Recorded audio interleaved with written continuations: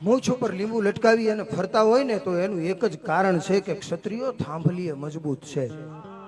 જેની થાંભલી મજબૂત હોય ને ઈ ગઢને પછી કોઈ કાંઈ ન કરી શકે. કેટલી મજબૂત હશે આ થાંભલી. વહેલી પરોઢનો સમય એક રાજપૂતાણી પાણી પીવા માટે થઈ અને પાણીયારે ગયા. હજી આમ કરીને હાથ લાંબો કરી અને કળશો પકડવાનો પ્રયત્ન કરે ને, ઉનાળાનો સમય હતો એટલે એ ગોળાની વાહે એક હવા વેંતની નાગણી હતાઈને પડેલી. એ નાગણી આવી અને ફેરવી અને રાજપૂતાણીના હાથ ઉપર ડંખ માર્યો એટલે હાથ તો ખેંચી લીધો. પણ પછી એમ થયું કે હું રાજપૂતાણી છું, મારાથી પાછા ડગ ન ભરાય, એટલે ફરીને હાથ ધર્યો.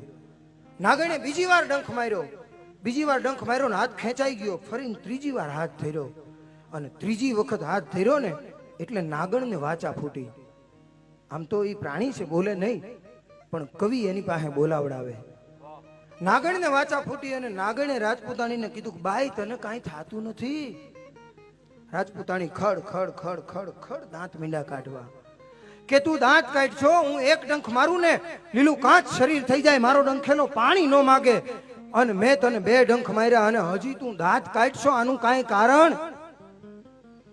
અને રાજપૂતાણી જવાબ આપે અને નાથુસિંહજી માહિયારિયા નામનો રાજસ્થાનનો ચારણ, વીર સત્સઈ નામનો એક રાજપૂતે જીવનમાં એક વખત આ વાંચવા જેવો ગ્રંથ છે, વીર સત્સઈ, જેની અંદર વીર રસના 700 દુહાઓનું વર્ણન છે. એક દુહો વાંચો ને એમ થાય કે આપણું જીવન આવું હોવું જોઈએ. એ નાથુસિંહજી માહિયારિયા એનો જવાબ આપે દુહામાં કે નાગણ અંજસ ક્યું કરે ફનાહ સરાહ સરાહ. આ ફેણ ચડાવીને તું શેની ઉપર અભિમાન કરીશો? નાગણ અંજસ ક્યું કરે ફનાહ સરાહ સરાહ. તુજ પીયું પહેરે કાંચળી અને હું પીયુરો સના. તું તો કાંચળી પહેરવા વાળાની ઘરવાળી છો અને હું તો બખ્તરના પહેરવા વાળાની ઘરવાળી છું. તારો ઘરવાળો કાંચળી ઉતારી નાખે ને એટલે ઉંદરડા ફોણમાં લઈ જાય, ઓશિકા કરીને હુવે.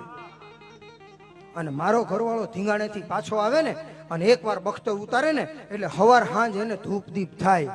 એક બખ્તરના પહેરવા વાળાની ઘરવાળી થઈ અને કાંચળીના પહેરવા વાળાની ઘરવાળીથી બી જાવ ને તો મારી જનેતાનું ધાવણ લાજે.